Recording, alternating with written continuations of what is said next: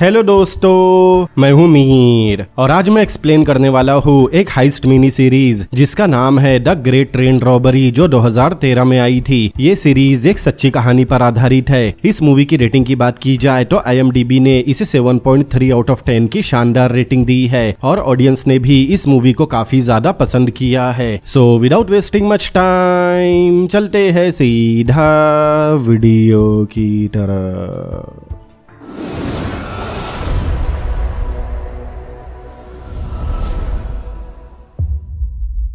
कहानी की शुरुआत में हम 27 नवंबर 1962 का दिन देखते हैं। उस समय सुबह के 9:45 बज रहे थे। तब हम सूट बूट में कुछ लोगों को देखते हैं जो लंदन के फेमस हाथवे एयरपोर्ट पर जाते हैं, क्योंकि उन्हें टिप मिली थी कि उस एयरपोर्ट पर एक बॉक्स आने वाला है जिसमें कोई कीमती चीज भेजी जा रही है। उन सभी ने एक जैसे सूट पहने थे, इसीलिए बिल्डिंग की रिसेप्शनिस्ट उन सबको देखकर चौंक गई। आगे वो सभी बिल्डिंग के बाथरूम में गए और 10 बजने का वेट करने लगे। तभी बाथरूम में हाउसकीपिंग का आदमी सफाई करने आ गया। उन सभी को एक साथ एक जैसे कपड़ों में देखकर वो चौंक गया। अब 10 बजते ही वो सभी बाथरूम से बाहर निकलते हैं और विंडो से बाहर झांकते हैं। तब उन्हें कुछ गाड़ियां आती दिखाई दी, इसीलिए वो लिफ्ट से नीचे आने लगे और लिफ्ट में ही अपने चेहरों पर मास्क लगा लेते हैं। तभी हम ब्रूस नाम के एक आदमी को देखते हैं जो अपनी कार से उतरता है। दरअसल ब्रूस उन लोगों का लीडर है। अब जैसे ही वो गाड़ी बिल्डिंग के सामने आकर रुकी, तब कुछ पुलिस ऑफिसर एक बॉक्स को गाड़ी से बाहर निकालते हैं। बॉक्स को देखकर ऐसा लग रहा था कि उसमें कोई कीमती सामान जैसे गोल्ड होगा, इसीलिए उसे इतनी सिक्योरिटी में लाया गया है। तभी हम उस गैंग को देखते हैं जो लिफ्ट में थी। वो अपने साथ गन की जगह रॉड लेकर आए थे और लिफ्ट से बाहर निकलते ही वो लोग पुलिस वालों पर हमला कर देते हैं, जिसके बाद वो लोग उस बॉक्स को लेकर वहां से भाग निकले। पुलिस वाले खुद को संभाल पाते और समझ पाते कि उनके साथ क्या हुआ, तब तक वो लोग वहां से बॉक्स लेकर रफू चक्कर हो गए। अगले सीन में हम उन सभी को अपने अड्डे पर देखते हैं। ब्रूस उस बॉक्स को खोलता है। तब उन्हें पता चला कि उस बॉक्स में कोई गोल्ड नहीं बल्कि थोड़ा बहुत कैश है जो उनके किसी काम का नहीं था। ये देखकर वो लोग मायूस हो गए, क्योंकि उन्होंने ना जाने कितने दिनों की प्लानिंग की होगी। इसीलिए वो लोग उन पैसों से पार्टी करने लगे। तब पार्टी में उनका लीडर ब्रूस अपने साथी चार्ली से कहता है कि उन्हें जल्दी ही अगली चोरी करनी होगी, लेकिन चार्ली का कहना था कि उन्होंने हाल ही में रॉबरी की है, इसीलिए उन्हें कुछ दिनों तक शांत रहना होगा, वरना वो लोग पकड़े जाएंगे। लेकिन ब्रूस के सपने काफी बड़े थे। उसे जल्दी शॉर्टकट मार के एक बड़ा आदमी बनना था। आगे ब्रूस पार्टी में होटल का बाथरूम इस्तेमाल करने जाता है। तभी बाथरूम में फ्रैंक नाम का एक आदमी आता है और ब्रूस से अचानक एयरपोर्ट पर हुई चोरी के बारे में बात करने लगा। लेकिन ब्रूस ऐसा दिखाता है कि उसने भी न्यूज़पेपर में रॉबरी की खबर पढ़ी, लेकिन फ्रैंक को ब्रूस और उसके टीम के बारे में पहले से पता था। आगे उन दोनों की बातों से हमें पता चला कि फ्रैंक एक डिटेक्टिव है, लेकिन उसके पास ब्रूस के खिलाफ पक्के सबूत नहीं थे, इसीलिए वो उस पर बस नजर रख रहा था। ये सुनकर ब्रूस थोड़ा परेशान हो गया।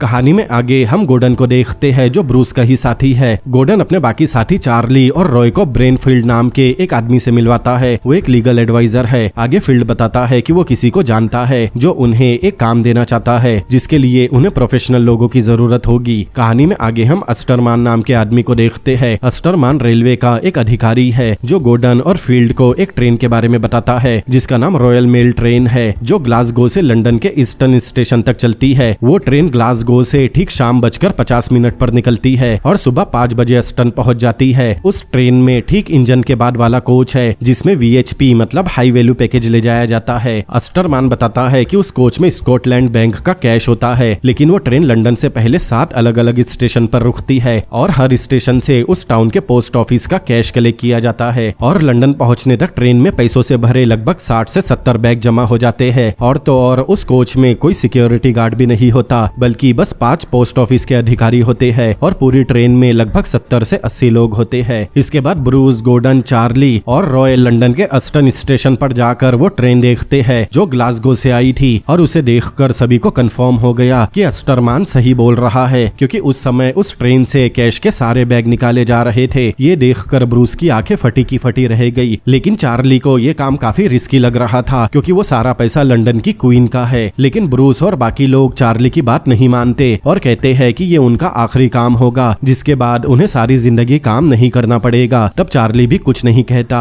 आगे ब्रूस सभी को ब्लैक बोर्ड पर प्लान समझाता है और बताता है कि वो लोग ट्रेन को ऐसे ही कहीं नहीं रोक सकते। उन्हें लंदन से कुछ दूर पहले ही ट्रेन रोकनी होगी, तभी उन्हें ज्यादा कैश मिल सकता है, क्योंकि ट्रेन हर स्टेशन से कैश कलेक्ट करते हुए लंदन पहुंचेगी। लेकिन अब परेशानी ये थी कि ट्रेन को कैसे रोका जाए। तब ब्रूस बताता है कि उन्हें किसी ऐसे आदमी की जरूरत होगी जो सिग्नल से छेड़छाड़ करके उसे ग्रीन से येलो कर सके, लेकिन उनमें से किसी को भी सिग्नल की जानकारी नहीं थी। इसीलिए उन्हें अब किसी ऐसे आदमी की जरूरत थी जिसने पहले सिग्नल का काम किया हो। तब बस्टर नाम का आदमी बताता है कि वो ऐसे एक आदमी को जानता है जो उनका ये काम कर सकता है।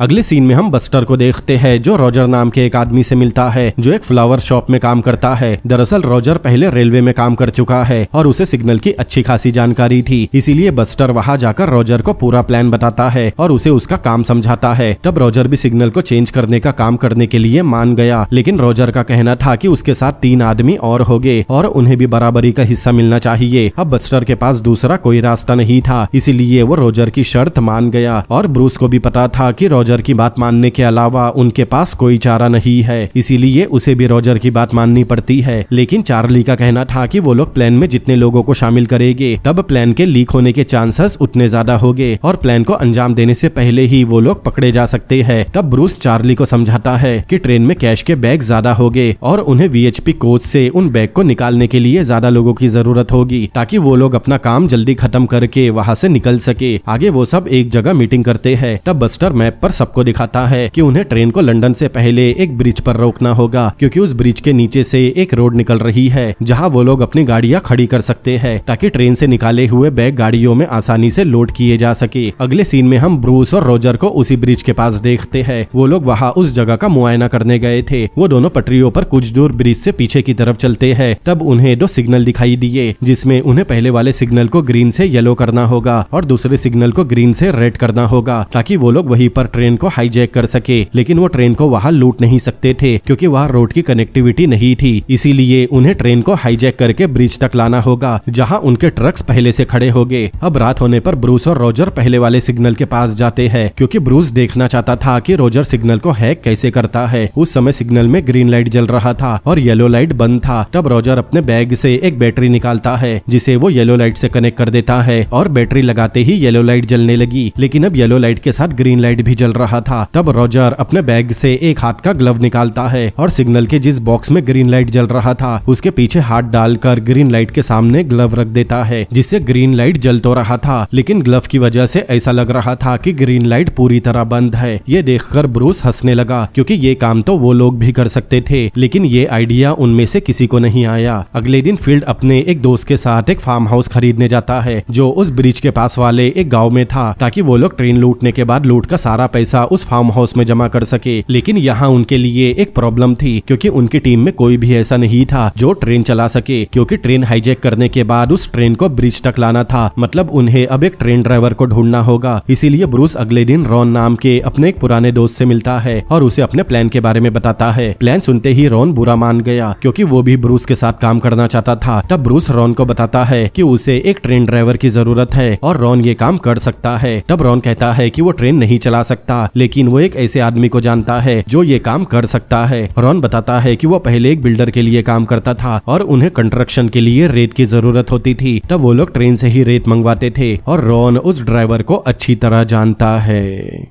आगे वो लोग एल्फ नाम के एक ट्रेन ड्राइवर से मिलते हैं जो उनके लिए ट्रेन चलाएगा। कहानी में आगे हम देखते हैं उनका सारा प्लान तैयार था, जिसमें कुल 15 लोग शामिल है। कहानी में आगे हम देखते हैं वो लोग कुछ कार्स और आर्मी ट्रक के साथ फार्म हाउस में शिफ्ट हो जाते हैं, जो उन्होंने उस ब्रिज के पास वाले एक छोटे से टाउन में खरीदा था। वहां जाने के बाद ब्रूस अपने सभी साथियों से कहता है कि वो लोग चाहे जितने भी दिन वहां रहे, उन्हें अपने हाथों से ग्लव नहीं उतारने हैं, क्योंकि ब्रूस को पता था कि पुलिस इन्वेस्टिगेशन में अगर किसी एक के भी फिंगरप्रिंट मिल गए तो पकड़े जाएंगे। वहां शिफ्ट होने के बाद वो सभी फील्ड के इंस्ट्रक्शन का वेट करने लगे और ऐसे ही वेट करते हुए उन्हें कुछ दिन बीत गए। कुछ लोगों ने अपने हाथ के ग्लव भी उतार दिए थे, लेकिन ब्रूस ने अब तक अपने ग्लव पहने हुए थे और वो भी बेसब्री से उस दिन का वेट कर रहा था। अब एक दिन जैसे ही वो ट्रेन ग्लासगो के स्टेशन से छूटी, तब अस्टरमान कॉल करके गोर्डन को ट्रेन निकलने की जानकारी दे देता है और गोर्डन जल्दी से उस घर में जाकर सभी को बताता है कि ट्रेन ग्लासगो से निकल चुकी है, मतलब उन्हें आज रात ही चोरी करनी होगी। तब सभी लोग आर्मी के के कपड़े पहनकर और आर्मी के ट्रक में बैठकर वहाँ से ब्रिज की तरफ निकल गए। वो लोग ठीक रात 1:30 बजे ब्रिज के पास पहुँचते हैं। वहाँ पहुँचने के बाद वो लोग जल्दी से पूरी तैयारी करते हैं। इसके बाद वो लोग सिग्नल की तरफ जाते हैं। वही ट्रेन भी लंदन से एक स्टेशन पहले वाले रग्बी स्टेशन पहुँच गई थी, जहाँ आखिरी पोस्ट ऑफिस का पैसा लोड किया जा रहा था। उधर रॉजर जॉन नाम के एक आदमी को पहले वाले सिग्नल पर ले जाकर सिग्नल को बंद करने का तरीका समझाता है और खुद बाद वाले सिग्नल को ऑपरेट करने चला जाता है। वही ब्रूस थोड़ा आगे जाकर खड़ा हो गया, क्योंकि ट्रेन दिखते ही ब्रूस को अपने सिग्नल ऑपरेटर को खबर करनी होगी और ब्रूस के इशारा करते ही सिग्नल बदल दिए जाएंगे। कुछ देर वेट करने के बाद ब्रूस को ट्रेन का लाइट दिखाई देता है। तब वो वॉकी टॉकी पर सबको ट्रेन के पहुंचने की खबर देता है और सभी लोग अपने अपने काम में लग जाते हैं। तब जॉन पहले वाले सिग्नल को ग्रीन की जगह येलो कर देता है। वही रॉजर भी बाद वाले सिग्नल को ग्रीन से रेड कर देता है। तभी हम ट्रेन के ड्राइवर और लोको पायलट को देखते हैं। लोको पायलट ड्राइवर को बताता है कि उन्हें येलो सिग्नल मिला है, जिसके बाद ड्राइवर ने ट्रेन की स्पीड धीमी कर दी और कुछ दूर चलने के बाद ड्राइवर को बाद वाला सिग्नल रेड दिखाई दिया, जिससे वो ट्रेन वही रोक देता है। अब ड्राइवर ने ट्रेन रोक दी थी, लेकिन उसे ये सब थोड़ा अजीब लग रहा था, क्योंकि उनके साथ पहले ऐसा कभी नहीं हुआ। इसीलिए वो सिग्नल मैन को कॉल करने जाता है। तब वो लोग ट्रेन के ड्राइवर को पकड़ लेते हैं और उसे धमकाते हैं कि अगर उसने जरा सी भी आवाज की तो उसे जान से मार दिया जाएगा। इसके बाद दो लोग इंजन के अंदर जाकर लोको पायलट के सर पर रॉड मारकर उसे गिरा देते हैं। वही दो लोग जल्दी से वीएचपी कोच के पास जाते हैं और उसे ट्रेन के बाकी कोचेस से अनकपल करने के लिए उसका पाइप खोल देते हैं।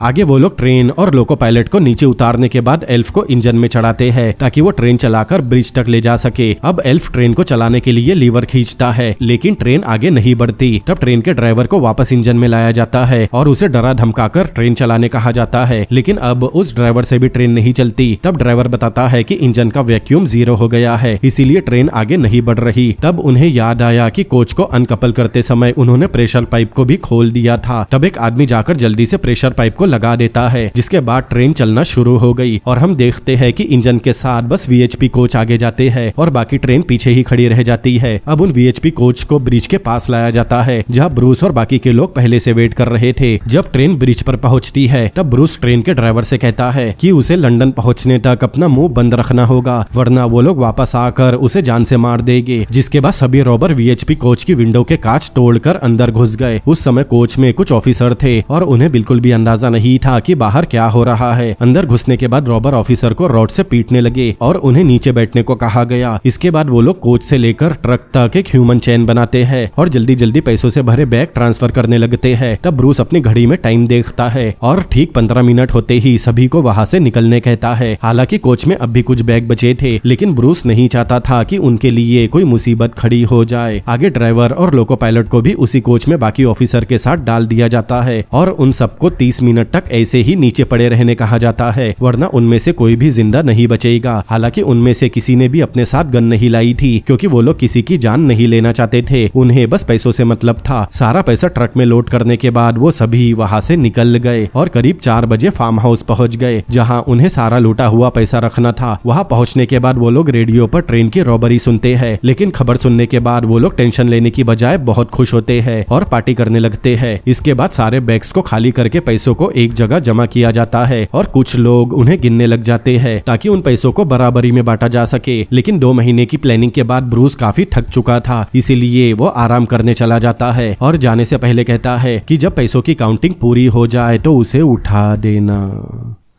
कुछ देर बाद काउंटिंग पूरी हो चुकी थी। तब बस्टर आकर ब्रूस को उठाता है और अपने साथ चलने कहता है, जिसके बाद ब्रूस उस कमरे में जाता है जहां सारा पैसा रखा गया था। ब्रूस ने जैसे ही उन पैसों को देखा उसकी आंखें फटी की फटी रह गई, क्योंकि वो पैसा उनकी सोच से कई गुना ज्यादा था। तब एक साथी ब्रूस को बताता है कि वो पूरे 3 मिलियन यूरोज है, मतलब आज के समय के 300 करोड़ रुपए, जिसे सुनकर सब चिल्लाने लगे और ब्रूस को तो मानो हार्ट अटैक आने वाला था, क्योंकि उसे पता था कि ये इंग्लैंड की हिस्ट्री में अब तक की सबसे बड़ी चोरी है, जिसके लिए बहुत तगड़ी इन्वेस्टिगेशन होगी। तब एल्फ ब्रूस को बताता है कि उन्होंने रेडियो पर न्यूज सुनी जिसमें बताया गया कि ट्रेन में कुछ लाख यूरो चोरी हुए हैं। आगे सभी लोग एक दूसरे को बताते हैं कि वो लोग अपनी अपनी लाइफ में उन पैसों के साथ क्या करने वाले हैं। लेकिन तभी रेडियो पर न्यूज आती है और उन्हें पता चलता है कि किसी ने क्राइम सीन के पास कुछ आर्मी ट्रक को जाते हुए देखा था और सभी ट्रक ब्रिज के आसपास के गाँव में जाते हुए दिखाई दिए। उन्हें पता था कि पुलिस अब उतने एरिया की छानबीन शुरू करेगी और सारे आर्मी ट्रक को ढूंढेगी, इसीलिए वो लोग आर्मी ट्रक को पेंट करके नॉर्मल ट्रक में बदल देते हैं। तभी ब्रूस को रेडियो से पता चलता है कि पुलिस उन ब्रिज से 30 मील के रेडियस में अपनी सर्चिंग शुरू करने वाली है और वो हर बिल्डिंग, हर प्रॉपर्टी को अच्छी तरह से चेक करेंगे। इसीलिए ब्रूस और उसके साथी ज्यादा दिनों तक वहां नहीं रुक सकते और इसीलिए वो लोग पैकिंग करना शुरू करते हैं। वही बाकी लोग उस घर को क्लीन करने में लग जाते हैं ताकि पुलिस को किसी के भी फिंगरप्रिंट ना मिल सके। वो लोग पूरे घर की सफाई करते हैं और जो चीज उनके काम की नहीं होती, जैसे आर्मी के कपड़े और डंडे, वो सब जला दिया जाता है क्योंकि वो सारी चीजें रॉबरी में इस्तेमाल की गई थी। इसके बाद सभी 15 लोग अपने अपने हिस्से के पैसे लेकर वहां से निकलने की तैयारी करते हैं। तब ब्रूस और चार्ली सभी से कहते हैं कि उन्हें कुछ समय तक होशियार रहना होगा और ना ही अपने पैसों को शो ऑफ करना होगा, और अगर कोई भी पकड़ा जाता है तो वो किसी भी हाल में अपने साथियों का नाम नहीं बताएगा। जिसके बाद सभी लोग वहां से अपना पैसा लेकर निकल गए और तभी हमें फार्म हाउस के अंदर का सीन दिखाया जाता है और हमें पता चलता है कि वहां से निकलने की जल्दी में सभी ने कुछ न कुछ गलती की थी, जैसे कि किसी ने फिंगरप्रिंट छोड़ दिए थे तो किसी के बाल बाथरूम में ही रह गए थे। कहानी में आगे हम रॉबरी के अगले दिन मतलब 9 अगस्त 1963 का समय देखते हैं। ब्रूस अपने घर पर अपने बीवी बच्चों के पास आता है और कहता है कि उन्हें कुछ दिनों के लिए कहीं और शिफ्ट होना पड़ेगा और यहाँ हमें पता चलता है कि ब्रूस की वाइफ को उसकी असलियत पहले से पता थी। आगे वो लोग फील्ड से मिलते हैं और उससे कंफर्म करते हैं कि क्या सब कुछ ठीक है। पहले तो फील्ड कहता है कि उसने सब कुछ हैंडल कर लिया, लेकिन चार्ली को उस पर शक हो रहा था, इसीलिए वो फील्ड को धमकाने लगा। तब फील्ड बताता है उसने जिस आदमी को फार्म हाउस क्लीन करने भेजा था, दरअसल वो आदमी वहाँ गया ही नहीं, लेकिन फील्ड प्रॉमिस करता है कि पुलिस सबसे पहले उसे पकड़ेगी और वो मर जाएगा, लेकिन किसी का नाम नहीं लेगा। तब एक एक करके सभी बताते हैं कि उन्होंने उस घर में अपनी कौन सी चीजें छोड़ दी, मतलब अब उन सभी का पकड़े जाना तय था। इसीलिए वो लोग डिसाइड करते हैं कि वो सभी वहाँ फिर से वापस जाएंगे और अपने छोड़े हुए सारे सबूत मिटा देंगे। लेकिन कुछ ही देर बाद ब्रूस न्यूज सुनता है जिससे पता चलता है कि पुलिस को रॉबर का हाइड आउट मतलब वो फार्म हाउस मिल गया जहाँ चोरी करने के बाद रॉबर्स रुके हुए थे और अब पुलिस का कहना है कि वो लोग रॉबर्स को जल्दी ही पकड़ लेंगे। ये न्यूज सुनकर ब्रूस बहुत परेशान हो गया।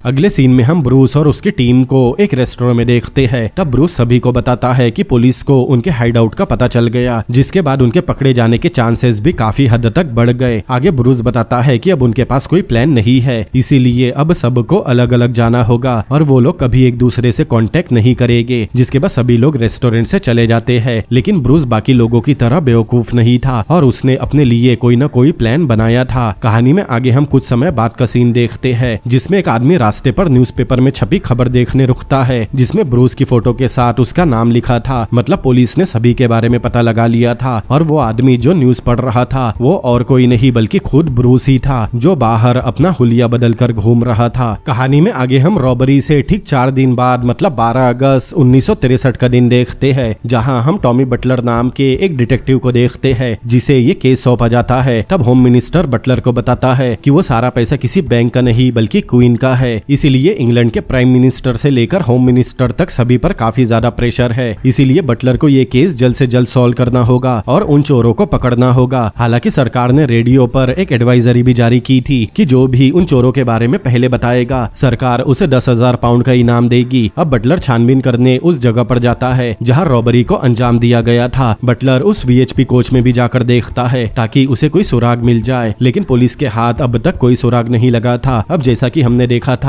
कि पुलिस को उनके हाइड आउट का पता चल गया है, इसीलिए सभी रॉबर काफी डरे हुए हैं। तो हम वो इन्वेस्टिगेशन देख रहे हैं कि पुलिस को सारे क्लू और हाइड आउट का पता कैसे चला। दरअसल क्राइम सीन पर छानबीन करने के बाद बटलर जब वापस अपने ऑफिस में आया तब एक लेडी आकर बताती है कि उन्हें कुछ देर पहले एक किसान का कॉल आया था और उसने बताया कि काफी दिनों से उनके टाउन में आर्मी की बहुत सारी गाड़ियां आ रही है जिन्हें पहले कभी नहीं देखा गया। उस किसान ने ही फार्म हाउस का भी पता बताया था जहाँ वो गाड़ियां आती थी, इसीलिए बटलर अपनी टीम लेकर वहाँ पहुँच गया जो क्राइम सीन से लगभग 27 मील की दूरी पर था। अब बटलर उस घर में जाता है तब उसे पैसों के बैग मिलते हैं जिन्हें ट्रेन से चुराया गया था, लेकिन वो सारे बैग खाली थे और इससे भी पुलिस को अब तक एक भी रॉबर का पता नहीं चल सका। इसीलिए बटलर अपने ऑफिस आता है और 6 बेहतरीन लोगों की एक टीम बनाता है और उन्हें बताता है कि रॉबरी हुए 5 दिन बीत गए लेकिन उन्हें अब तक कोई लीड नहीं मिली, इसीलिए जब तक वो पूरे रॉबर को पकड़ नहीं लेते उन्हें 9 से 5 की जगह पूरे 9 से रात 12 बजे तक काम करना होगा। आगे बटलर सभी से कहता है कि उनके जितने भी मुखबिर या इन्फॉर्मर है उन सभी से ऐसे लोगों के बारे में पता लगाया जाए जो रॉबरी के बाद से गायब है और वो उन सस्पेक्ट की एक लिस्ट भी बनाने कहता है।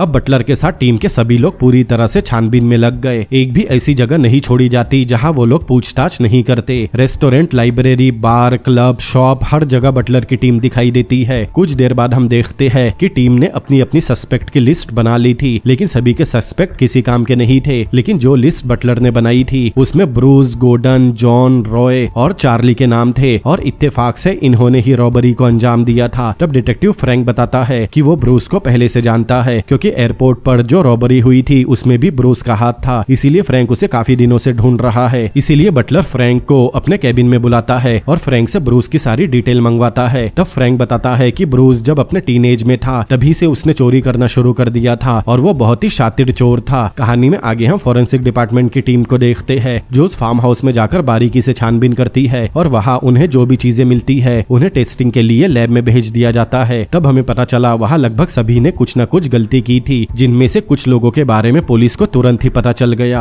आगे हम 14 अगस्त 1963 का समय देखते हैं जहाँ हम रॉजर को देखते हैं जिसने ट्रेन रोकने के लिए सिग्नल को चेंज किया था। रॉजर एक लेडी के घर जाता है क्योंकि उस लेडी को अपना गैराज रेंट पर देना था, इसीलिए मामला शांत होने तक रॉजर को कुछ दिन उस गैराज में छुपना था। लेकिन उस लेडी की एक शर्त थी कि वो अपना गैरेज किसी लोकल इंसान को ही देगी। लेकिन रॉजर लंदन से बाहर एक छोटे से टाउन में रहता था, इसीलिए वो लेडी उसे गैराज रेंट पर देने से मना कर देती है। लेकिन तभी रॉजर लेडी से कहता है कि वो उस गैराज के लिए ज्यादा एडवांस पे करने को भी तैयार है। लेकिन रॉजर को वहां से भगाने की बजाय वो कहती है कि वो गैराज की चाबी लेने अंदर जा रही है। लेकिन अंदर जाने के बाद लेडी ने पुलिस को कॉल कर दिया और रॉजर को गिरफ्तार कर लिया गया। तब पुलिस को रॉजर के पास से काफी सारा कैश मिलता है, जिसके बाद फ्रैंक और बटलर रॉजर से पूछताछ करते हैं और काफी ज्यादा सवाल जवाब करने के बाद रॉजर भी मान लेता है कि वो सारा पैसा ट्रेन रॉबरी का है। जिसके बाद बटलर उससे बाकी लोगों के बारे में पूछता है, लेकिन रॉजर बताता है कि उसने ट्रेन में रॉबरी नहीं की, बल्कि उसे बस सिग्नल को चेंज करने का काम मिला था, इसीलिए वो उनमें से किसी को नहीं जानता।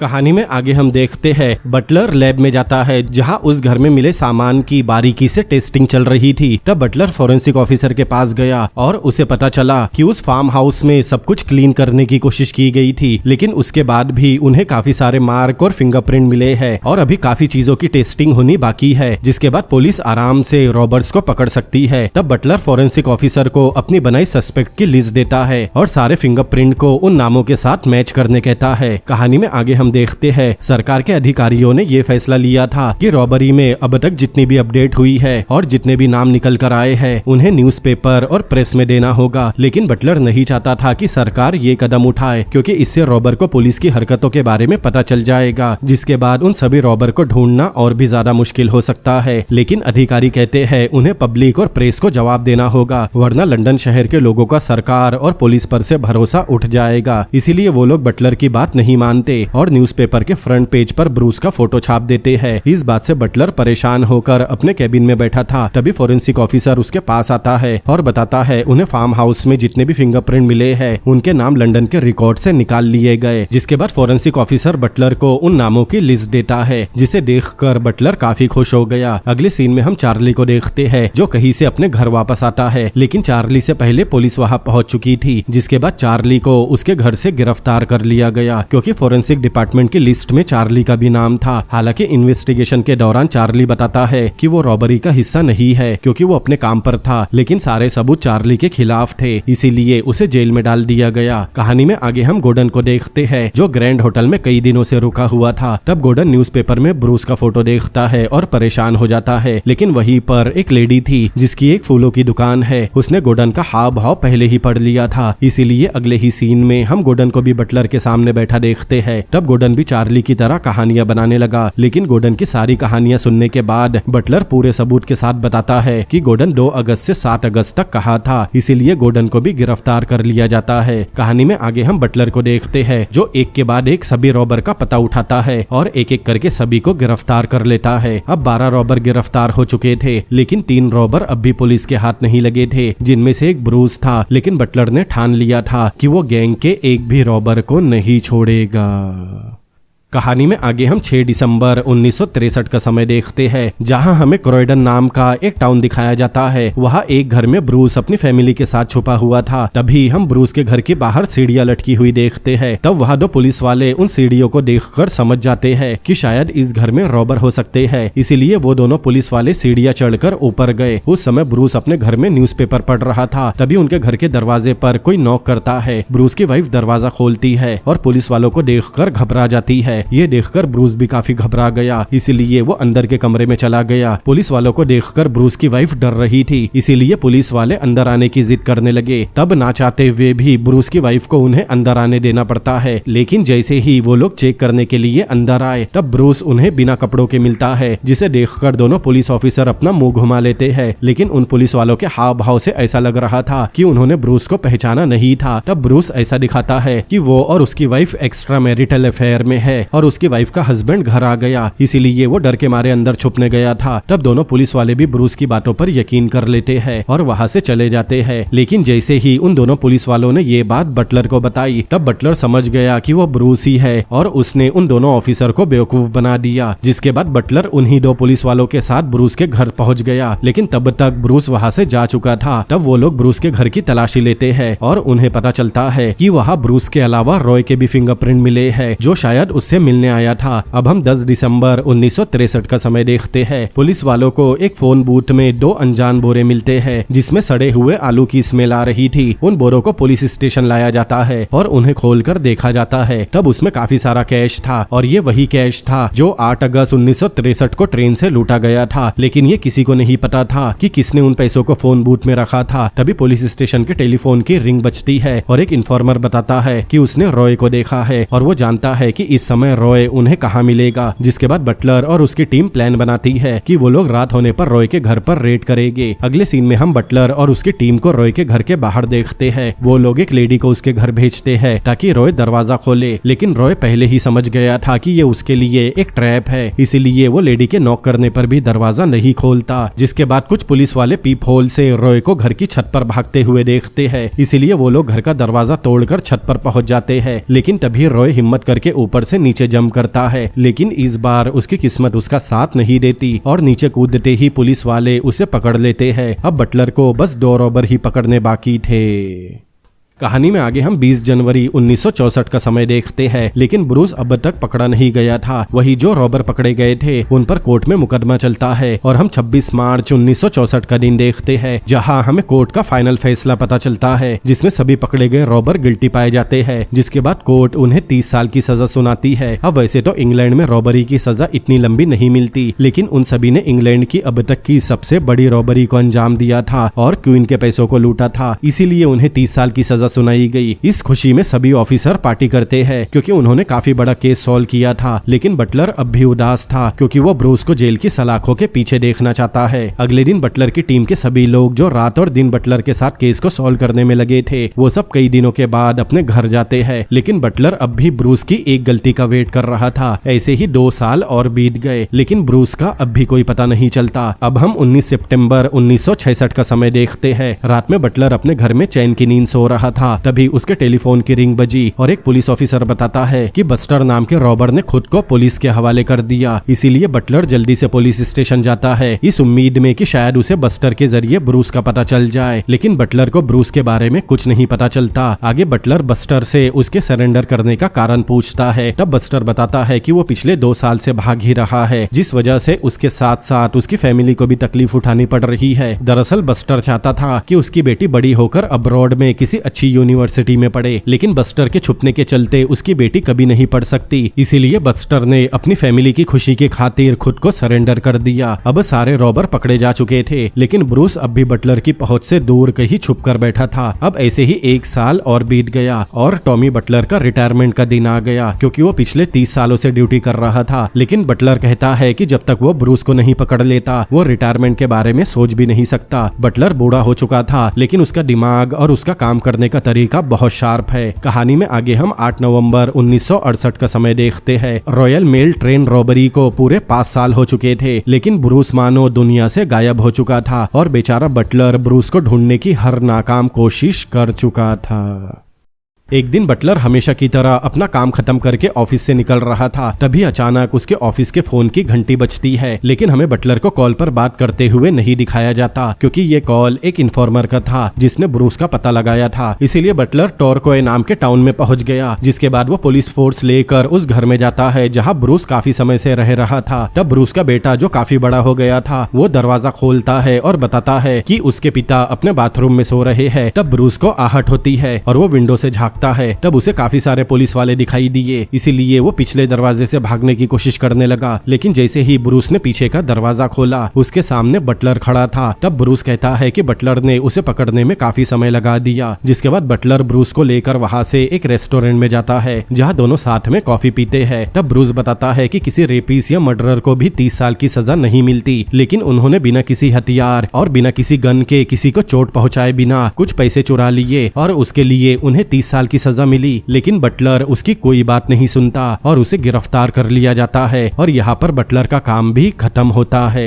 कहानी में आगे हम हिस्ट्री देखते हैं, जिसमें हमें बताया जाता है कि बस्टर, जिसने खुद को सरेंडर कर दिया था, उसे 1966 में 15 साल की सजा सुनाई गई। वही ब्रूस को 1969 में 25 साल की सजा सुनाई गई। ब्रूस के पकड़े जाने के बाद बटलर ने 1968 में रिटायरमेंट ले लिया और 20 अप्रैल 1970 को बटलर की मौत हो गई और यहीं पर यह कहानी भी खत्म होती है। तो दोस्तों, कैसी लगी आपको ये मूवी, मुझे कमेंट करके जरूर बताएं। और अगर ये वीडियो और मेरा एक्सप्लेनेशन आपको पसंद आया हो तो इस वीडियो को लाइक करें, अपने दोस्तों के साथ शेयर करें और ऐसी और भी अमेजिंग मूवीज के एक्सप्लेनेशन देखने के लिए मेरे चैनल को सब्सक्राइब करें। तो मिलते हैं अगली बार किसी और अमेजिंग मूवी के एक्सप्लेनेशन के साथ। Peace out.